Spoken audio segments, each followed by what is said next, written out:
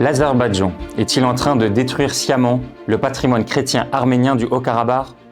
Malheureusement oui. C'est l'objet du tout nouveau rapport de l'ECLJ qui montre ce que l'on peut appeler un effacement systématique du patrimoine chrétien arménien du Haut-Karabakh. Alors, pourquoi et comment? Vous le savez, il y a presque un an, en septembre 2023, l'Azerbaïdjan a envahi et a totalement pris le contrôle du Haut-Karabakh par une offensive rapide, et cela dans une relative indifférence internationale. 120 000 Arméniens ont dû quitter la patrie de leurs ancêtres, où ils étaient présents depuis des millénaires. Forcément, une présence aussi longue a permis la constitution d'un patrimoine exceptionnel, des églises, des écoles, des monuments, des cimetières, etc. Plus de 6 000 édifices, constructions ou lieux de mémoire qui témoignent d'une civilisation et de l'identité d'un territoire sont actuellement détruits ou menacés de destruction.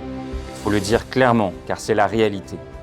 L'Azerbaïdjan mène publiquement une politique de destruction et d'effacement de la culture arménienne sur ce territoire en fermant et détruisant ces sites. Tout ce qui rappelle la présence arménienne est systématiquement effacé. Nous le montrons dans notre rapport par de nombreuses photos et explications. Mais il y a pire que la seule destruction physique. C'est une véritable guerre culturelle qui est menée et assumée par l'Azerbaïdjan qui réécrit l'histoire de la région pour nier la présence arménienne et tout son héritage culturel chrétien. Cela aussi ressort très clairement des discours du président azerbaïdjanais et d'autres personnalités officielles. Ils accusent les Arméniens d'avoir eux-mêmes menti sur l'histoire des édifices et de se les être indûment appropriés. En bref, après s'être fait expulser de leur terre ancestrale, les Arméniens voient à présent, depuis des pays étrangers où ils se sont réfugiés, leur patrimoine être détruit. Cette destruction est extrêmement grave car elle vise à empêcher leur retour sur ces terres. Encore quelques années et l'Azerbaïdjan pourra clamer haut et fort qu'il n'y a plus aucune trace de présence arménienne sur ce territoire. Plus largement, c'est évidemment le patrimoine des chrétiens et de l'humanité qui est détruit. Là encore, dans une certaine indifférence. L'Azerbaïdjan n'a pourtant aucun droit de faire cela.